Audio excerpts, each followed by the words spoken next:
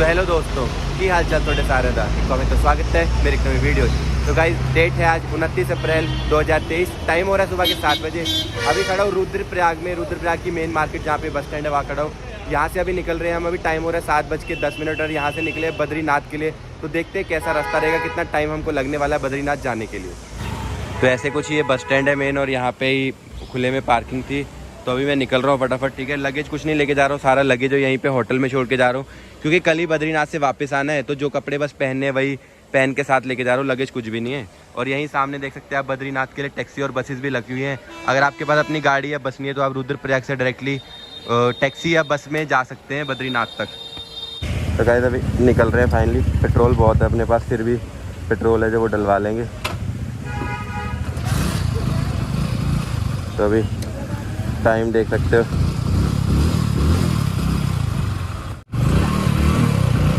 तो फाइनली निकल रहे हैं बद्रीनाथ की तरफ।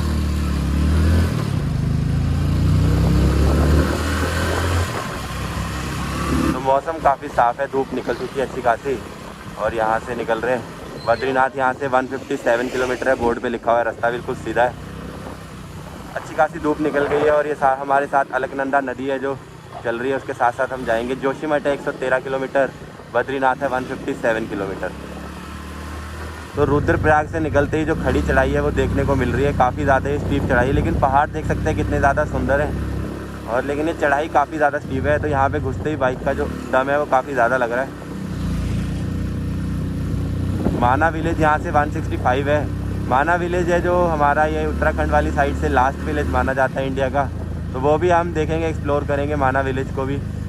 तो हाईवे जो है काफ़ी ज़्यादा अच्छे है। कर्णप्रयाग यहाँ से 31 किलोमीटर है, जोशीमठ 112 किलोमीटर। तो यहाँ पे जो ये पूरी नई सड़क बनी है, पहले ये सड़क टूटी हुई थी, लेकिन अभी इस साल ये सड़क पूरी नई बन चुकी है। तो काफ़ी ज़्यादा फ़ायदा हो गया हमको। लेकिन ये जो एरिया है ना, ये इसमें लैंडस्लाइड बहुत ज़्यादा आते हैं, क्योंकि यहाँ पे ना प्लास्टिक कर करके पहाड़ों को काट काट के ये सड़कें बनाई गई हैं। और जो हमारे बिल्कुल पैरेलल ही जा रही है केदारनाथ वाला बाईपास हाईवे है। तो अगर हम उधर चले जाते हैं ना, रुद्रप्रयाग से बाईपास कट जाते हैं तो केदारनाथ आ जाता है, बिल्कुल सीधा आ जाते हैं तो बद्रीनाथ चले जाते हैं रुद्रप्रयाग होते हुए। लेकिन अगर आप केदारनाथ जा रहे हैं तो आपको रुद्रप्रयाग मेन सिटी आने की कोई ज़रूरत नहीं है, आप बाईपास से ही जा सकते हैं। तो देख सकते हैं आप कितनी ज़्यादा सुंदर है, बहुत ही ज़्यादा अमेजिंग व्यू है। और धूप हल्की हल्की धूप लग रही है, और साथ में ना मतलब ठंडी ठंडी हवा। तो इतना ज़्यादा मज़ा आ रहा है कि बढ़िया, एकदम फुल पावर। तो अभी सुबह का टाइम है ना, इसलिए जो सड़कें हैं वो काफ़ी ज़्यादा खाली है। और हाईवे इतने मलाईदार है कि कभी पहाड़ चढ़ रहे हैं, कभी नीचे उतर रहे हैं। बट जो पहाड़ है ना वो थोड़े से मतलब स्टीप है, स्टीप चढ़ाई है। लेकिन फ़ायदा ये है कि जैसे 10 मिनट ऊपर चढ़ो तो 10 मिनट नीचे उतरना है, तो वो मैनेज हो जा रहा है कि बाइक का इतना ज़्यादा दम नहीं लग रहा। बाकी हर 60 किलोमीटर के बाद हमें जो ब्रेक लेंगे, टोटल 150 है, तो 50-50 करके 3 बार में हम कर देंगे कंप्लीट। टोटल जो टाइम लगने वाला है वो अप्रॉक्सीमेट 4-4.5 घंटे का टाइम लगेगा। तो अभी 7 बजे है, तो होप कर रहा हूँ कि 12 बजे तक आराम से पहुँच जाऊँगा, क्योंकि थोड़े ब्रेक्स भी लेंगे फ़ोटो वोटो खिंचाने के लिए, खाने वाने के लिए। तो 12-12:30 तक पहुँच जाएंगे। बाकी आपको स्पीड से ना चलाए उसका एक यहाँ पे उदाहरण रखा हुआ था, आराम से जाए। बीच में थोड़ा सा ये टूटा हुआ रोड है, ये भी लैंडस्लाइड जोन है, पत्थर काफ़ी ज़्यादा गिर रहे हैं ऊपर से। यहाँ भी वैसे तो कंस्ट्रक्शन का जो काम है वो चल रहा है काफ़ी ज़्यादा। तो ये सड़क भी आई होप 3-4 महीने में काफ़ी अच्छी बन जाएगी। तो थोड़ा सा ये पैच है जो बीच में टूटा हुआ है, लगभग आधा 1 किलोमीटर का पैच है। उसके बाद दोबारा से सही सड़कें आ गई। यहाँ पे भी कंस्ट्रक्शन का काम तो चल ही रहा है। तो अभी यहाँ पे चाय के लिए ब्रेक लिया, थोड़ा सा चाय वगैरह पिएंगे। तो देख सकते हैं काफ़ी ज़्यादा यहाँ पे लोग हैं जो नाश्ते के लिए रुके हैं। मैं भी यहीं रुका हूँ। काफ़ी अच्छी दुकान लग रही है, इनका खाना वगैरह भी सारा टेस्टी ही है।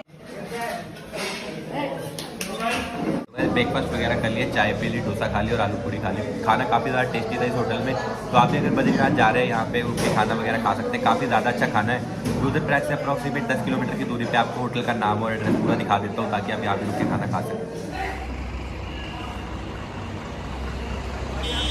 मुझे खाना खा के एक बार फिर से निकल चुके हैं। जोशीमठ अभी यहाँ से बचा है सिर्फ 97 किलोमीटर, चमोली बचा है 47 किलोमीटर।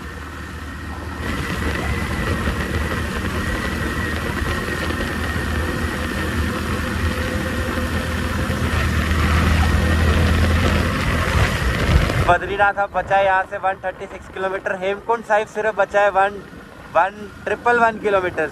वैसे तो मुझे हेमकुंड साहिब का भी ट्रैक करना था, वैली ऑफ फ्लावर्स का, बट फिलहाल अभी शायद मैं ना कर पाऊँ। तो यहाँ पे चेक पोस्ट भी थी जहाँ पे पुलिस वाले चेकिंग कर रहे थे। यहाँ पे अपने पास तो सारे हेलमेट वगैरह सब कुछ पूरा है, तो अपने को नहीं रोका, अपन आराम से निकल गए। तो अभी किसी गांव में आए हैं छोटा सा, यहाँ पे आपको एटीएम वगैरह भी मिल जाएगा। तो यहाँ पे आप अगर आप कैश वगैरह निकालना चाहें तो निकाल सकते हैं। और यहाँ से आपको जो टैक्सी वगैरह बद्रीनाथ के लिए वो भी मिल रही है। बद्रीनाथ रह गया 131 किलोमीटर, करण प्रयाग रह गया सिर्फ 8 किलोमीटर। और व्यूज़ और रास्ते आप देख सकते हैं एकदम ऐसे सांप की तरह रास्ते, गोल गोल घूमते जाओ, पहाड़ चढ़ो पहाड़ उतरो। बसेस भी अब काफ़ी ज़्यादा चल रही है। कनेक्टिविटी बद्रीनाथ के लिए काफ़ी अच्छी, क्योंकि सड़कें भी काफ़ी अच्छी हैं, तो आपको काफ़ी ज़्यादा पब्लिक ट्रांसपोर्ट भी मिल जाएगा। वैसे तो बसेस ही आपको बहुत ईजिली मिल जा रही हैं, हर 10-20 मिनट में मुझे एक आधी बस तो दिख ही रही है। उसी के साथ साथ आपको टैक्सीज वगैरह भी काफ़ी मिल जाएंगी, तो कोई दिक्कत नहीं आने वाली। और ये बिल्कुल हम अलकनंदा नदी के साथ साथ जा रहे हैं बद्रीनाथ की ओर। तो यहाँ पे काफ़ी सारे जो संगम है वो होते हैं बहुत सी नदियों के। और ये टूटा हुआ पैच फिर से स्टार्ट हो चुका है, काफ़ी ज़्यादा धूल मिट्टी जो बस है उसने उड़ा दी है। तो पूरा आज भी लगता है कि पहुँचते पहुँचते पूरी धूल मिट्टी से भर जाएंगे, जाते ही नहाना पड़ेगा। यहाँ पे ये ब्रिज का काम चल रहा है, मुझे लगता है सीधा कनेक्ट कर देंगे ये गोल वाली सड़क को।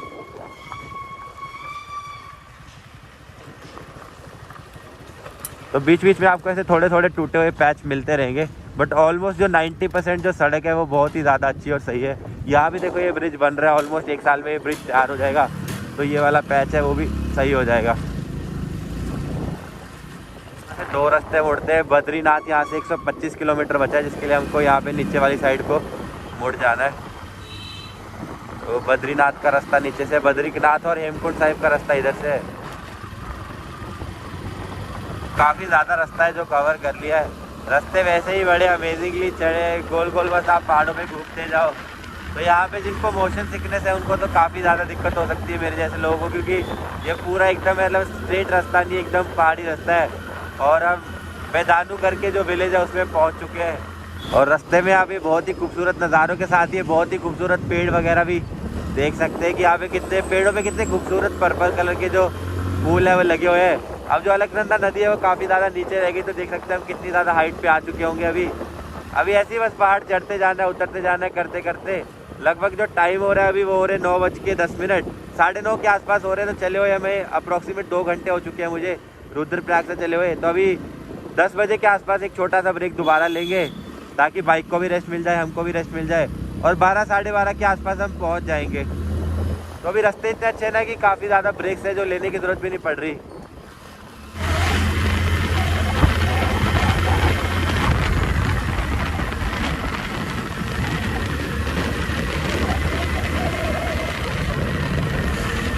भाई देख सकते हैं कितना ही अमेजिंग नज़ारा है यहाँ पे। अब जो फूल है ना, काफ़ी ज़्यादा फूलों वाले पेड़ सड़कों पे देखने को मिल रहे हैं।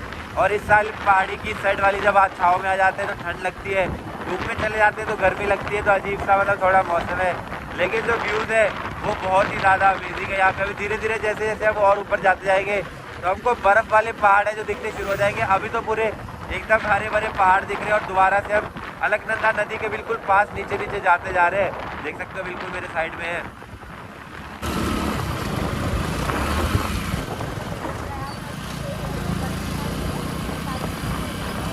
तो जी बद्रीनाथ यहाँ से बचा है 105 किलोमीटर, जोशीमठ है सिर्फ 62 किलोमीटर। तो ये अपना जो 50 किलोमीटर 60 किलोमीटर का जो सफ़र है वो पूरा हो गया। अप्रॉक्सीमेट 100 किलोमीटर का सफ़र और बचा है। तो नंद प्रयाग क्रॉस करने के बाद आपको ना थोड़ा सा ऐसे ये दिखेगा जहाँ पे लैंडस्लाइड वाला जोन है।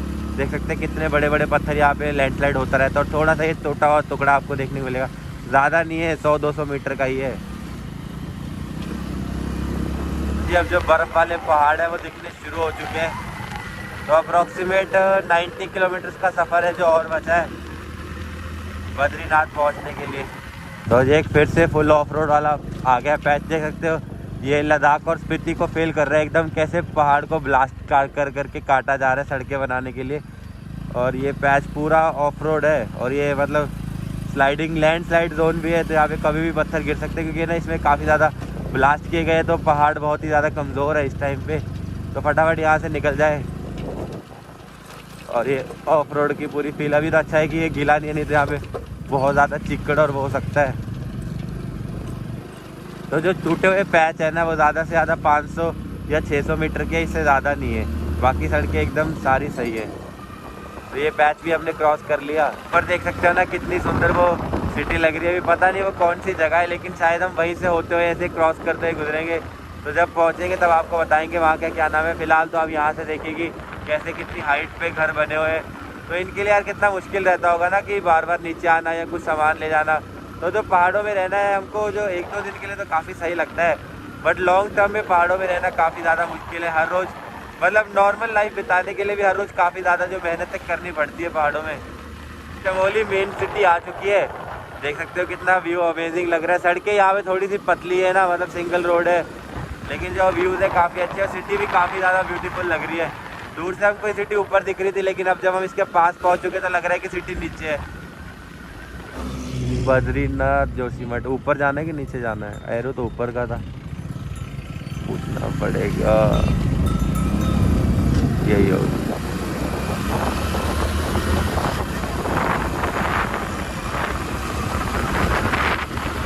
तो बिराही पहुंच चुके हैं, बिराही विलेज ब्रिज क्रॉस करके।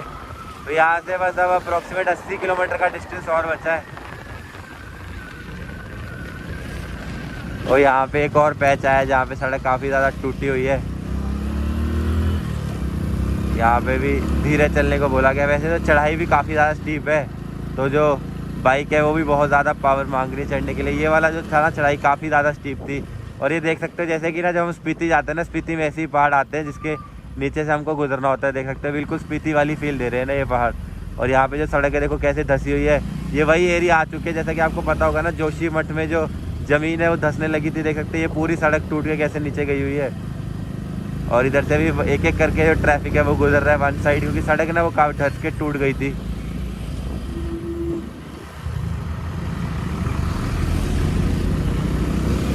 ये फुल ऑफ रोड वाला रास्ते आप देख सकते हैं। मेन दिक्कत बस यहाँ पे धूल मिट्टी की है, बाकी सब तो कोई दिक्कत नहीं है, बाइक आराम से चढ़ रही है। बस धूल मिट्टी बहुत ही ज़्यादा है इस वाले एरिया में। तो 2 किलोमीटर के ख़राब पैच के बाद एक बार फिर से जो हाईवे है वो एकदम साफ़ हो गया। तो छोटे छोटे पैच है, ज़्यादा से ज़्यादा 1-1.5 किलोमीटर 2 किलोमीटर, इससे ज़्यादा सड़कें हैं जो बिल्कुल ख़राब नहीं है। तो बीच बीच में जब भी हम ऐसे शहरों से गुजरते हैं ना, तो सड़कें बहुत ज़्यादा पतली हो जाती है और काफ़ी ज़्यादा कंस्ट्रक्शन का जो काम है वो चल रहा है। तो ये भी अभी हम कोई गाँव क्रॉस कर रहे हैं छोटा सा। तो जैसे जैसे हम हाइट पे जाते जा रहे हैं, बद्रीनाथ के पास पहुंचते जा रहे हैं, तो जो चढ़ाई है बहुत ज़्यादा स्टीप होती जा रही है। तो बाइक है वो अप्रॉक्सीमेट 10-15 की स्पीड पे ही चल रहा है बस, और पहले दूसरे गियर पे।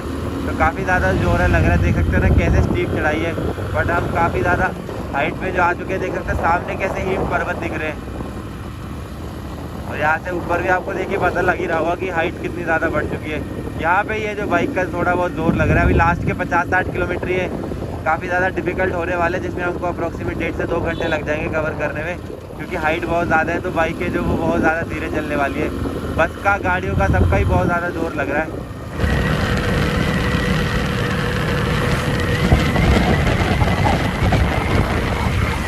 जी टंगड़ी क्रॉस करके थोड़ा सा टूटा हुआ पैच फिर से आ गया है।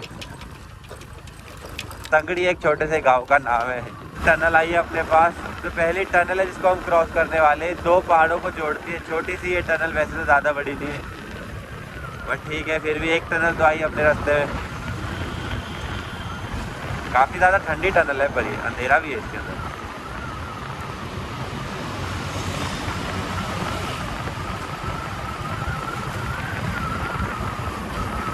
और ये टनल अपनी ख़त्म हो गई। ये लैंडस्लाइड जोन था, इसलिए इसके ऊपर टनल बना दी ताकि जो सड़क है बार बार ना टूटे, क्योंकि ये 2 पहाड़ों को कनेक्ट करती है। ये रास्ता टूट जाएगा तो कनेक्टिविटी टूट जाती है। मुझे अभी इस पहाड़ी से नीचे जा रहे हैं। अभी ये ब्रिज क्रॉस करेंगे तो दूसरे पहाड़ पे चले जाएंगे। फिर अब वो देख सकते हो कि ये वो वाला पूरा पहाड़ चढ़ेंगे, फिर वो उतरेंगे। उसके बाद ऐसे ही करते करते न जाने कितने ही पहाड़ अभी हमको और क्रॉस करने हैं। और ये एक और पेट्रोल पंप देखने को मिल गया यहाँ पे। पेट्रोल पंप तो वैसे काफ़ी हैं, बट ये पेट्रोल पंप में शायद अभी पेट्रोल भर रहे थे, क्योंकि ट्रक भी खड़ा था पेट्रोल वाला बाहर।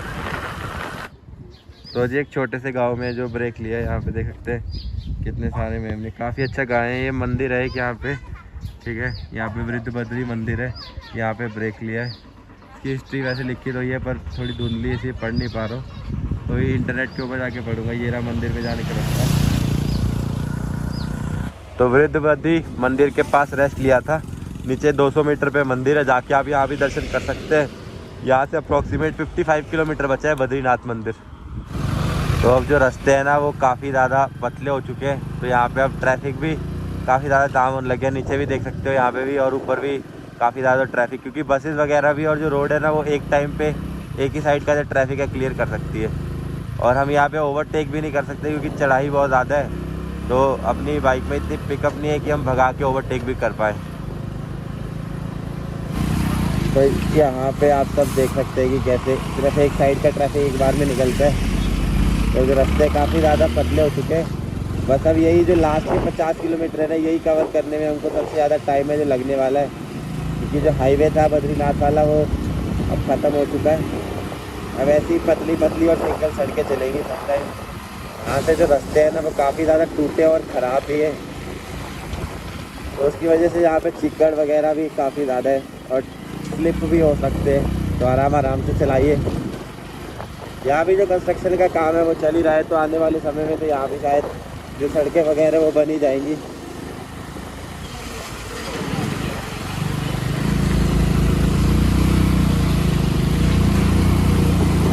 जलधारा आ गई।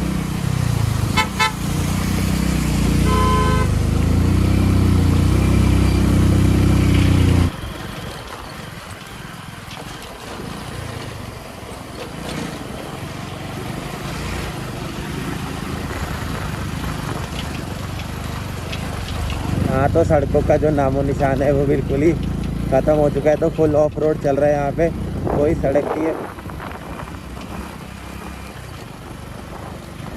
यहाँ पे जो लास्ट के जो है किलोमीटर ना 50, ये काफ़ी ज़्यादा डिफ़िकल्ट हो रहे हैं, क्योंकि यहाँ पे जो सड़कें हैं वो बिल्कुल नहीं और झटके बहुत ज़्यादा आ रहे हैं। तो आपकी गाड़ी के शॉकर्स वगैरह सही होने चाहिए, पावर भी सही होनी चाहिए, तभी यहाँ पे चलेगा। बीच बीच में कई सारे जाम भी लग रहे हैं,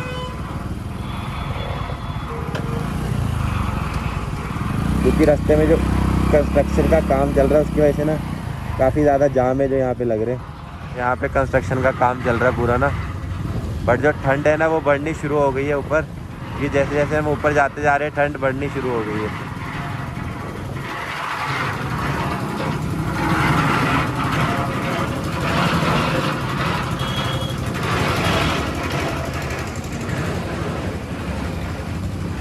तो टूटे रास्ते के बाद एक और पेट्रोल पंप है जो आपको देखने को मिल जाएगा। तो पेट्रोल पंप तो हमको काफ़ी ऊपर तक देखने को मिल रहे हैं। यहाँ पेट्रोल भी मिल ही रहा है, ऐसी कोई दिक्कत नहीं है। जोशीमठ यहाँ से सिर्फ 4 किलोमीटर दूर और बचा है, उसके बाद हम जोशीमठ पहुँच जाएंगे।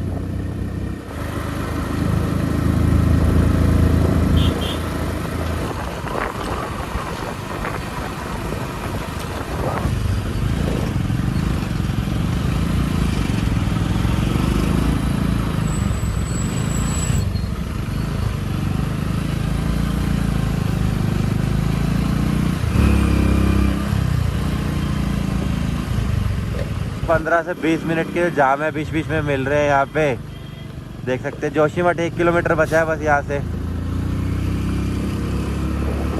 तो बिल्कुल सामने देख सकते हो हिम पर्वत कितने पास आ चुके हैं। हिमालय यहाँ से जो हिमालयन रेंज पीक्स है वो देखनी शुरू। औली यहाँ से 16 किलोमीटर है, बद्रीनाथ सिर्फ 45 किलोमीटर बचा है, गोविंद घाट 20 किलोमीटर और जोशीमठ तो हम पहुँच ही गए हैं। तो देख सकते हैं यहाँ से कि जो औली है सिर्फ 14 किलोमीटर दूर है। तो देख सकते हैं आप कितने ज़्यादा ब्यूटीफुल है, पर यहाँ पे ना जाम वगैरह जो काफ़ी ज़्यादा लगा है, क्योंकि सड़कें सिंगल रोड और बसेस वगैरह सब यहाँ चल रही है ना, तो जाम बहुत ज़्यादा लग जाता है।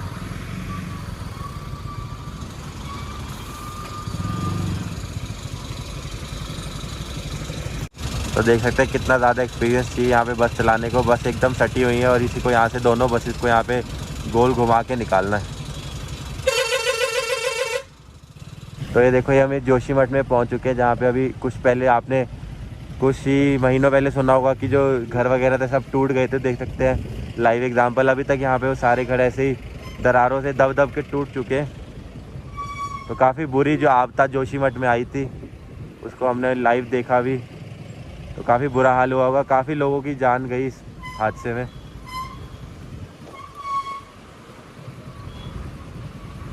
तो ये सामने जोशीमठ का पुलिस स्टेशन है वो भी आ चुका है। तो जी अब यहाँ से वन वे रास्ता है, बद्रीनाथ हेमकुंड साहिब का, जोशीमठ के लिए ऊपर, बद्रीनाथ के लिए नीचे। तो अब यहाँ पे भीड़ नहीं होगी क्योंकि ये शायद वन वे रास्ता है ना, तो यहाँ पे भीड़ को हमको देखने को नहीं मिलेगा। तो जोशीमठ तक काफ़ी ज़्यादा जो ट्रैफिक है वो जाम हो रहा था। इसके बाद अभी हमको थोड़ा तो एटलीस्ट आधा घंटा या 40 मिनट तो हमको क्लियर ही मिलेगा रास्ता। अब जो ट्रैफिक है वो बिल्कुल ख़त्म हो चुका है क्योंकि वन वे रास्ता है और ऊपर भी गाड़ियाँ जो है ट्रैफिक में फंसी हुई हैं, तो कोई नीचे हमको कोई ट्रैफिक नहीं मिल रहा हो। जो गाड़ियाँ ट्रैफिक से क्लियर है वो फटाफट ही रास्ते को कवर कर दे रहे हैं, तो कॉन्स्टेंट आप चलते रहेंगे। जितना ऊपर जाते जा रहे हैं उतने ही ज़्यादा जो व्यूज़ है वो ऑसम होते जा रहे हैं।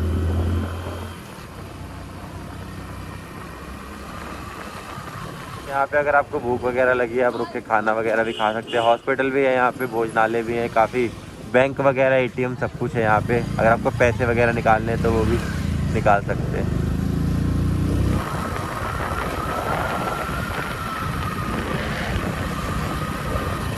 तो जोशीमठ क्रॉस करने के बाद एक और यहाँ पे जो पेट्रोल पंप है हमको देखने को मिल गया।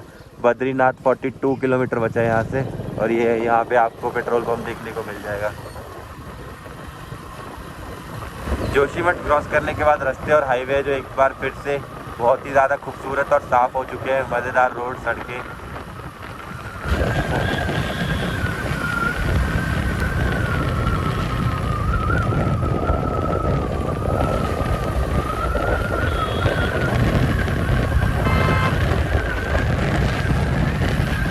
देख सकते हैं आप जोशीमठ से जो रास्ता है ना बिल्कुल एकदम नीचे उतराई है, तो गाड़ी बिना किसी रेस के अपने आप ही 30-40 की स्पीड में भाग रही है, जिससे कि जो हमारी डिस्टेंस है ना वो भी बहुत जल्दी कवर हो जाता है। अमेजिंग व्यू के साथ आप बहुत ईजिली चला सकते हैं। बस आपको यहाँ पे अपने जो ध्यान है ब्रेक और क्लच पे रखना है, रेस की कोई ज़रूरत नहीं है, बहुत आराम से चला सकते हैं। तो जी जोशीमठ वाली पहाड़ी तो ख़त्म हो गई है। ब्रिज क्रॉस करके दूसरे पहाड़ पर जाएंगे, फिर से हमको ऊपर को चढ़ना पड़ेगा पहाड़। तो नीचे उतरने वाला रास्ता तो काफ़ी ज़्यादा सुंदर था और काफ़ी ज़्यादा अच्छे से हम आ गए।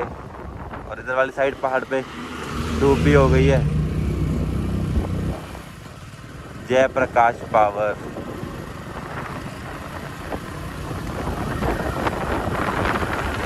बचा है 35 किलोमीटर, गोविंद घाट बचा है सिर्फ 10 किलोमीटर। और अब जो ये सड़कें हैं ये ना BRO के अंदर आती हैं, ब्रो के अंदर, border road organisation full form है। तो ये सारी सड़कें अब BRO के अंदर है। तो जितनी भी सड़कें BRO के अंदर आती है ना वो इतनी स्मूथ और सही बन के रखती है ना यार, और इतनी मेंटेन रहती है ना कि जैसे ही टूटती है इमीडिएटली उसको रिपेयर किया जाता है। बहुत ज़्यादा मेंटेन रखा जाता है। यहाँ भी आप देख सकते हो ये पूरी सड़क BRO के अंदर है, तो कितनी ज़्यादा साफ़ और सुंदर दिख रही है।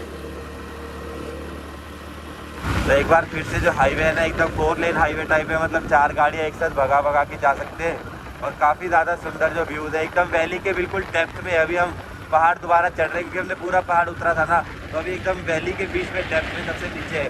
तो धीरे धीरे करके हम पूरा पहाड़ फिर से चढ़ेंगे और फिर से उतरेंगे और फिर हम पहुंच जाएंगे बद्रीनाथ धाम। तो अभी जो टाइम हो रहा है वो 12:30 हो रहे हैं। अभी भी 35 किलोमीटर बचे हैं, तो लगभग 1 घंटे में हम पहुँच ही जाएंगे बद्रीनाथ धाम, अगर सड़कें ऐसी साफ रही तो। यहाँ पे एक अभी मंदिर आया कोई, जिसको हम ब्रिज को क्रॉस कर रहे हैं। काफ़ी ज़्यादा अच्छी वैली है। ये कोई देवी का मंदिर है, कौन सा है ये? तो यहाँ पे अभी जो माना विलेज बचा है वो 36 किलोमीटर है, बद्रीनाथ 32 किलोमीटर है, गोविंद घाट 60 किलोमीटर है।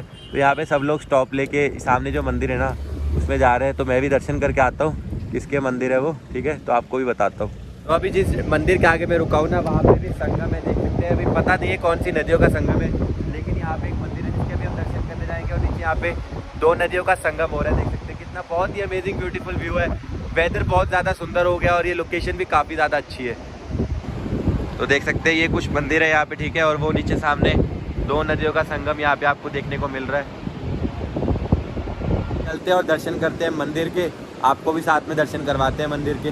तो आप भी अगर यहाँ पे आए, यहाँ पे रुक के आप ब्रेक लेके मंदिर के दर्शन करते हुए जाएं। ये जो मंदिर है ये नंदा देवी मंदिर है, ठीक है, देख सकते हो आप।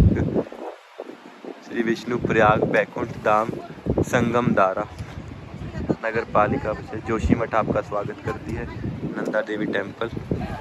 तो ये नंदा देवी टेम्पल है जहाँ पे 2 नदियों का संगम देखने को मिलता है, जिसके अभी आप भी दर्शन कर सकते हैं। ये श्री विष्णु प्रयाग धाम है, यहाँ पे लंगर वगैरह भी चल रहा है अगर आपको खाना खाना है तो ये विष्णु प्रयाग की पूरी जो हिस्ट्री है वो लिखी हुई है, जो आप पढ़ सकते हैं। तो यहाँ पे जो 2 नदियों का संगम होता है वो है धौली गंगा एवं अलकनंदा संगम धारा, जो आपको नीचे देखने को मिलेगी। तो आपको वो दिखा के लाते हैं नीचे। तो यहाँ से ऐसा कुछ रास्ता है जिससे आप नीचे जा सकते हैं। तो मैं अभी नीचे जा रहा हूँ संगम के पास। तो यहाँ पे ऐसा कुछ रास्ता है ना जिससे आप नीचे जा सकते हैं संगम के पास सीढ़ियाँ उतर के। तो मैं अभी जाके संगम में थोड़ा हाथ मुँह धोऊंगा। देख पा रहे होंगे इतनी ज़्यादा मिट्टी थी ना जोशीमठ तक कि पूरा ऊपर से लेके नीचे तक मिट्टी से भर चुका हूँ। पूरी जैकेट, पूरा मुंह, हाथ वगैरह सब मिट्टी से भर चुके हैं। पर इसका भी अपना ही एक मज़ा है यार। मेरे पीछे देख सकते हैं। तो टाइम यहाँ पे अभी आधे घंटे का ड्रॉप हो जाएगा। उसके बाद डायरेक्टली सीधा हम माना विलेज जाके रुकेंगे, जो कि यहाँ से 35-36 किलोमीटर दूर है। तो ये रास्ता है पूरा संगम का, और वो बिल्कुल सामने वहाँ पे संगम हो रहा है। पास से दिखाता हूँ आपको जाके। बिल्कुल मेरे पीछे देख सकते हैं संगम। यहाँ पे दो नदियों का बैठ के एंजॉय कर रहा हूँ। काफ़ी ज़्यादा मज़ा आ रहा है संगम देखने में ना। यहाँ पे बैठे 10 से 15 मिनट चुके हैं। यहाँ की ब्यूटी को एंजॉय कर रहा हूँ। मौसम भी काफ़ी ज़्यादा सुहाना है, लेकिन अभी ना आधे 1 घंटे में शायद बारिश स्टार्ट होने वाली है। तो फटाफट अब संगम में भी अलविदा कहना होगा और आगे बढ़ना होगा। मौसम साफ़ होता तो आधा 1 घंटा और यहाँ पे रुकते, क्योंकि अभी टाइम कुछ भी नहीं हुआ है। बद्रीनाथ काफ़ी पास आ गया है, बट अभी मौसम ख़राब होने वाला है, बारिश आने वाली है। तो बारिश आने से पहले पहले बद्रीनाथ पहुँच के होटल वगैरह भी ढूंढना पड़ेगा, इसलिए अब यहाँ से जाना होगा। लेकिन काफ़ी ज़्यादा मज़ा आया, बहुत ही ज़्यादा अमेजिंग ये व्यू है। देख सकते हैं वो ऊपर है मंदिर, यहाँ पे ये मंदिर है, और ये मंदिर से ऐसे नीचे आके यहाँ पे पूरा ये देख सकते हैं संगम में। भाई सडनली यहाँ पे जो बारिश का मौसम बन गया, बहुत तेज़ है, जो आंधी तूफान आने लगा है। 30 किलोमीटर बचा है अभी भी जो है बद्रीनाथ, और बहुत तेज़ आंधी तूफान आने लग गया। तो देखते हैं रेनकोट वगैरह डाल के आगे जाना पड़ेगा, नहीं तो देखते क्या कैसा होगा। तो ऐसा कुछ ये मंदिर है, देख सकते हैं विष्णु भगवान का। ये भैरवनाथ का मंदिर है, भूतनाथ मंदिर, महादेव।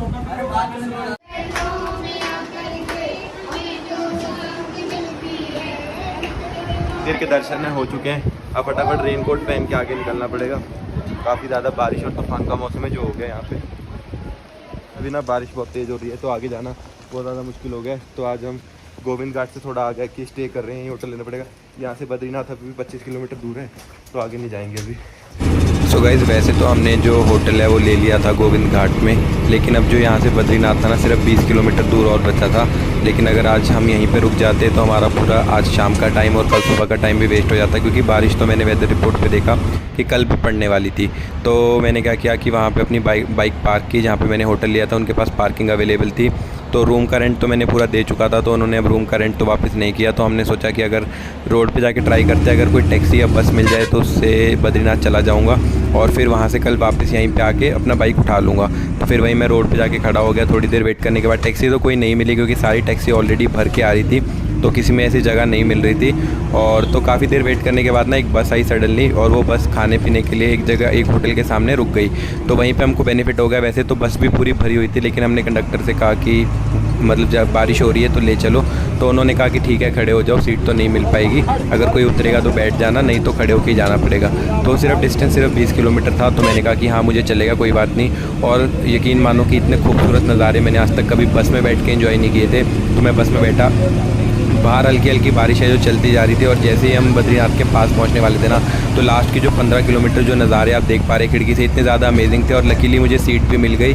तो पांडुकेश्वर जाके एक बंदा है जो उतर गया, वहाँ जाके फिर मुझे सीट भी मिल गई।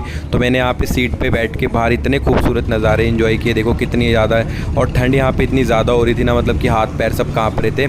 और फाइनली फिर आधे 1 घंटे के सफ़र के बाद हम फाइनली पहुँच गए बद्रीनाथ। ये बद्रीनाथ का बस स्टैंड है, जहाँ पे आपको दिख रहा है ना, ये सारी सामने बसेस वगैरह खड़ी है, ये बद्रीनाथ का बस स्टैंड है। तो यहाँ पे बस ने हमको उतार दिया। इसके बाद यहाँ से सिर्फ 500 से 600 मीटर की दूरी पे बद्रीनाथ का मंदिर है। 200-300 मीटर चलने के बाद आपको यहाँ पे जाके अपनी टिकट्स वगैरह जो टोकन लेना पड़ेगा, जो आप ऑनलाइन बुक करके आते रजिस्ट्रेशन का टोकन, वो लेके फिर आपको जाना है बद्रीनाथ मंदिर के दर्शन करने। तो काफ़ी ज़्यादा मुझे मज़ा आया। जो मेरे पैसे लगे ना, वो गोविंद घाट से यहाँ तक मुझे सिर्फ 35 रुपये लगे यहाँ पर आने के। फाइनली बद्रीनाथ के जो बस स्टैंड पे पहुँच चुके हैं, और काफ़ी ज़्यादा यहाँ पे ठंडे, टेम्परेचर सिर्फ 2 या 3 डिग्री है, बर्फ़ ही बर्फ़ है चारों तरफ।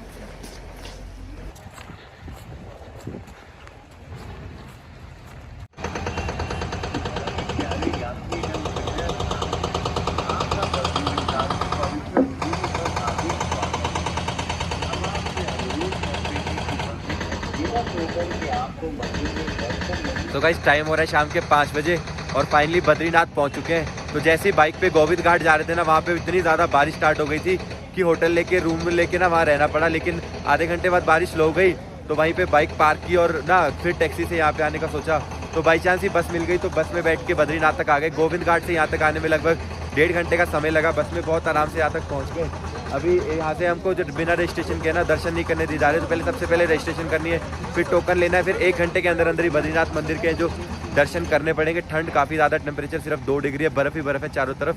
बट ठीक है, अभी टोकन लेके फटाफट दर्शन करते हैं बद्रीनाथ मंदिर के। तो ये बद्रीनाथ की जो मेन एंट्रेंस है, हम बद्रीनाथ के बस स्टैंड पे उतर गए थे, तो वहाँ से बिल्कुल भी चलना नहीं पड़ता, बहुत ईजिली यहाँ पे आप पहुँच सकते हैं। यहाँ पे आपको होटल वगैरह भी मिल जाएंगे। होटल का रेट मैंने पूछा 1500 से 2500 में होटल मिल रहा है। अभी यात्री यहाँ पे कोई ज़्यादा भीड़ भी नहीं है। बिल्कुल सामने जो काउंटर देख रहे हैं ना आप, ये काउंटर टोकन काउंटर है ना। जैसे आपको आना है यहाँ से, आपको पहले अपना हेल्थ चेकअप करा लेना, फिर टोकन लेके आगे चले जाना है।